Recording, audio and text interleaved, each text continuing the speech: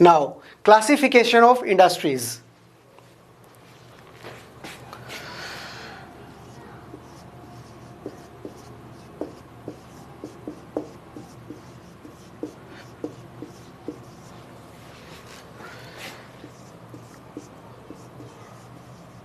Classification of manufacturing industries.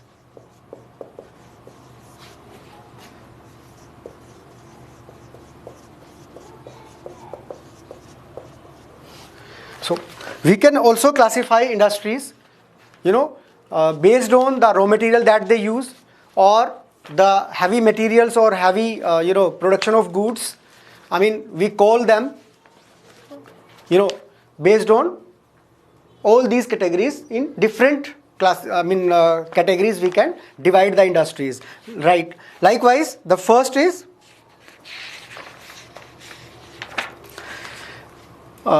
before we move to the manufacturing of industry, I forgot one topic, that is industry and agriculture.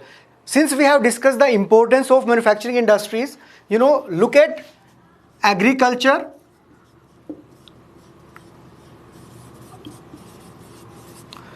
and industry.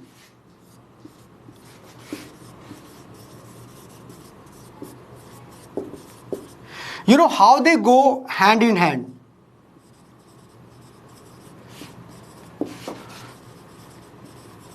And what does it mean? Agriculture and industries go hand in hand. And, how do they go hand in hand? See, agriculture sector has some demands, like, what are the demands? PVC pipes, which are used for irrigation purposes, maybe machines or tools which are used in agriculture sector for cultivation purposes, for harvesting purposes, or for many other purposes, right? Then we may have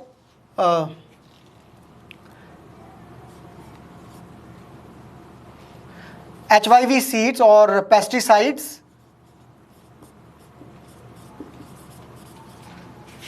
or insecticides.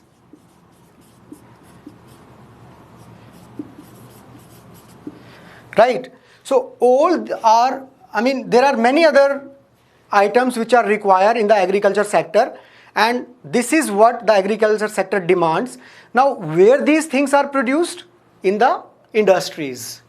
So these industries produces all these items, and vice versa, agriculture and industries both, go hand in hand, which means the things which agriculture sector is required are produced in the industries, and then whatever production is done here is utilized in the agriculture sector, and thereby both agriculture and industries prosperous or develops. Clear? So if manufacturing industries are in a good position in any of the country, then definitely the agriculture sector would be also in a good shape in that country. This means that. Now,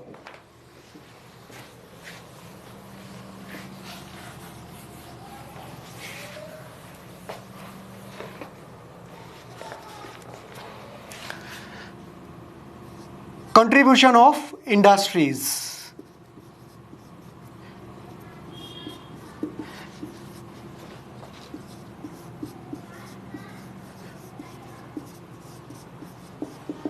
Contribution of industries in national economy.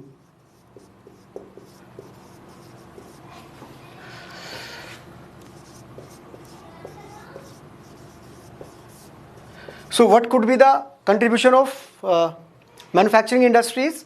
See, if we look at the Indian economy and compare it with the East Asian countries, what we find that in the East Asian countries, the contribution of The contribution of manufacturing industry in the East Asian countries is about 25 to 35%. This is what contribution of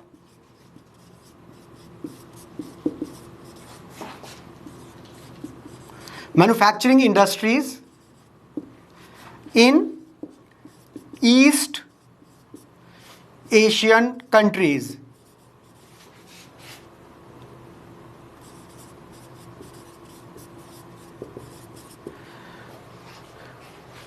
And when we compare the economy of India with these economies, what we find that of total, industries, a contribution of industries in India is just 27%, and of this, of this 27, just 17% is coming from manufacturing industry.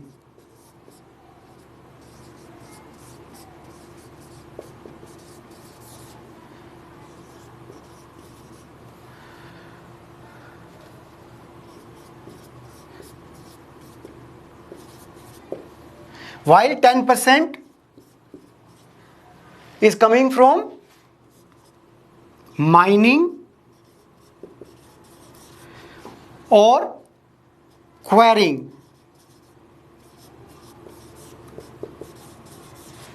etc. So here we have just, in the East Asian countries it is 25 to 35, but in India it is stagnant as 17%, which is very low. So which means India has to, excel in the development of manufacturing industries. A long miles to go in India as far as its manufacturing industries is concerned. In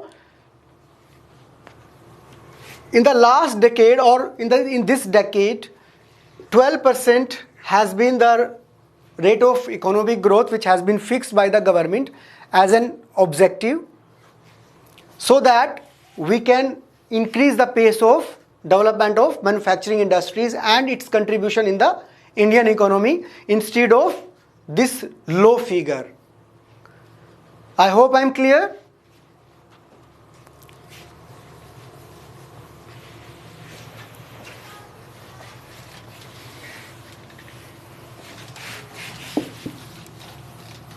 Now, location of industries or industrial location.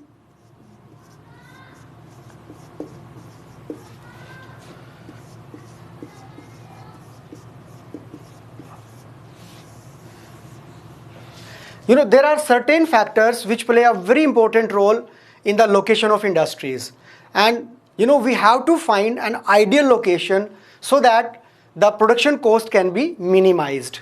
So let's look at the factors which play a very important role in the location of industries. There are certain factors like raw material,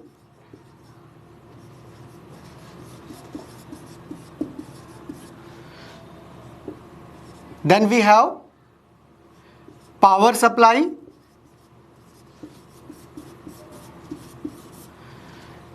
then we have labor, and this labor could be skilled and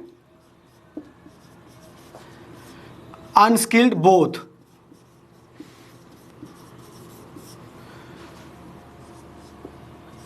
Capital investment,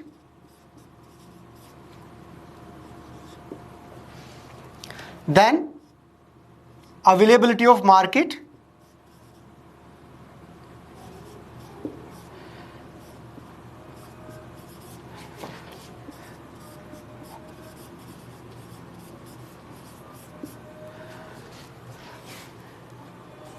next is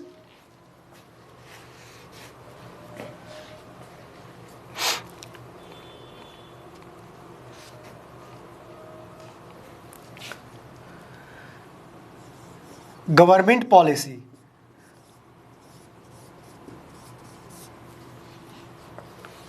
So these are the factors of,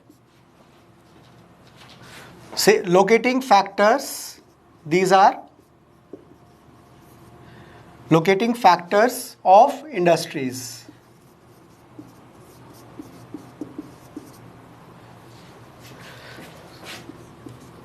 The raw materials, so say for example, if we are looking in India to locate an iron and steel industry, so what we require as a raw material? We require iron ore,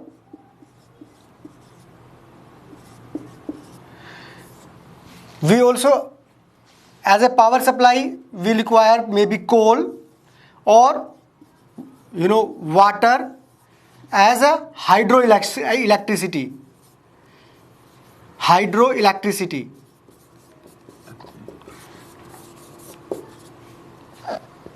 Then we also require large supply of labor or availability of labor, that is skilled and semi-skilled or unskilled. We require capital investment on large scale.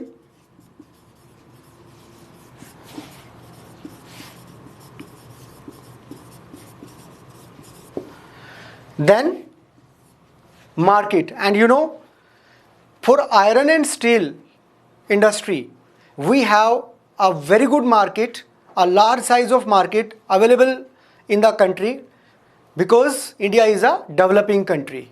So consumption of, as far as consumption of steel or other products are concerned in India, we have a large market in the country for iron and steel industry. Is that clear? So these are the locating factors of an industry. To have an ideal location, what we can do, we may look for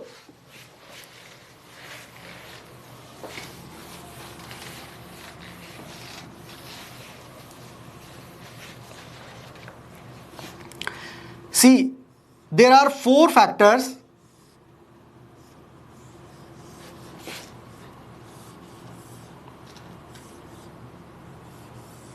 Say for example, this is power, this is raw material, and this is market, and this is labor. But other than the labor, power, market and raw material, one more factor is required, that is transport and communication, right? So what could be the ideal location? So this could be the ideal location of an industry. This is what the ideal,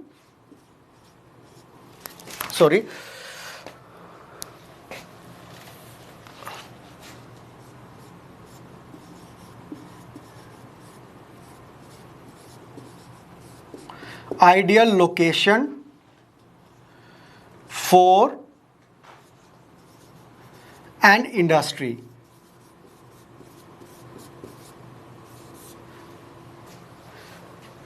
To be located.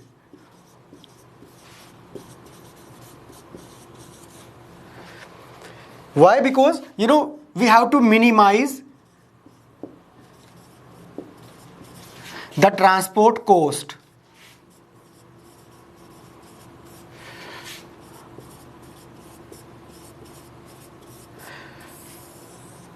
Of products being produced.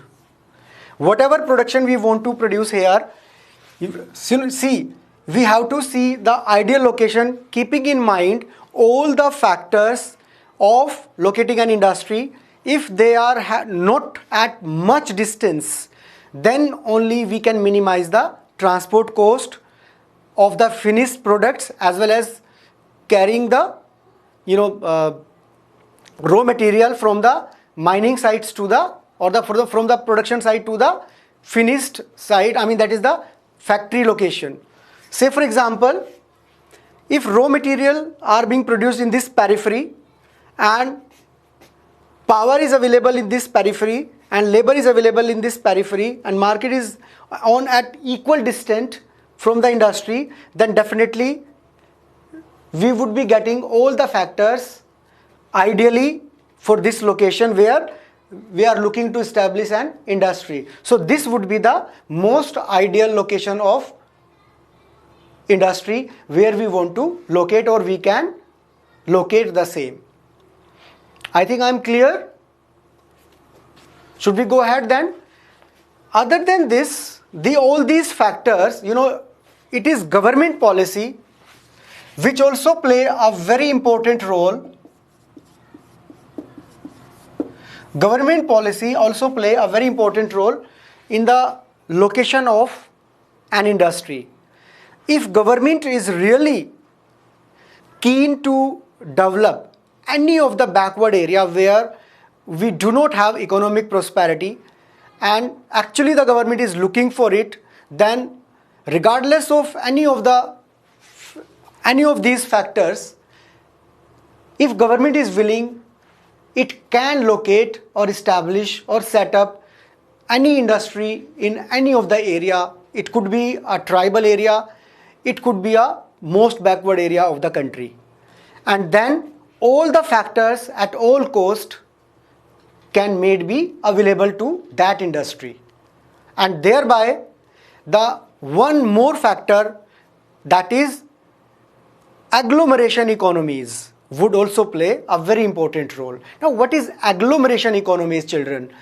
See, if there is an area A which is a backward one as far as the manufacturing industries are concerned, if there is no industry at all and government take an initiative or an individual takes an initiative to establish a particular industry in a particular area, then what happens? This industry may take more time to gain popularity or to get the attention of the people in the country or in the area. Then gradually what happens, some other industries also comes up in the area and they also establishes. And then what happens then? These industries which comes later in particular area or in that area where first industry was located, the benefits of that first industry would go in the favor of the industries which comes later in that area. So this is called as agglomeration effect or agglomeration economies. Fine.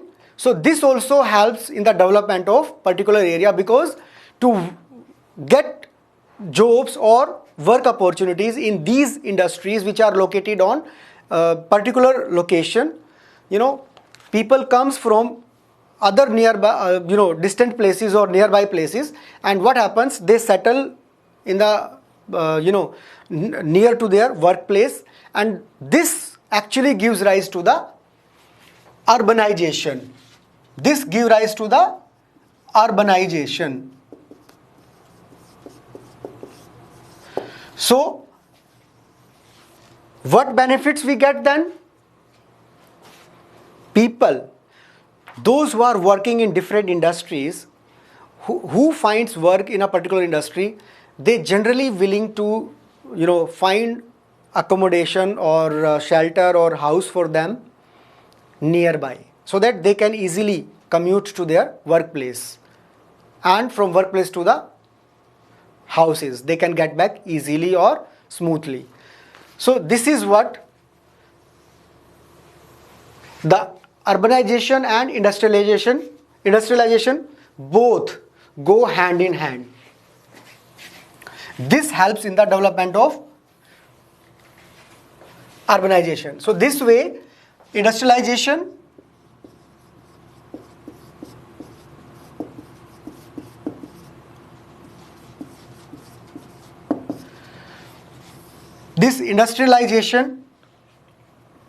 also help in the urbanization also, and urbanization also helps in the development of industries or industrialization. So industrialization and urbanization both go hand in hand.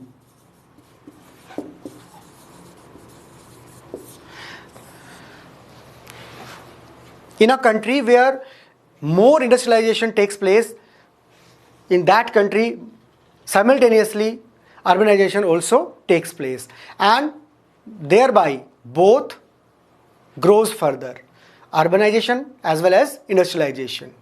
So that is why, it is said that how urbanization and industrialization go hand in hand. So it might be a question, can be asked in the exam. So you can explain that industrialization, wherever it takes place, people, those who come to work, to find work in the industries, they settle themselves nearby the industries, and in long run eventually it develops a town or a city, and thereby it becomes the process of urbanization. It accelerates the process of urbanization in the country, and this way we can say that urbanization, wherever we have in any of the country, it accelerates the industrialization, and industrialization also helps in the urbanization. So that is why generally the concept of how they are going hand in hand evolve. I hope I am clear.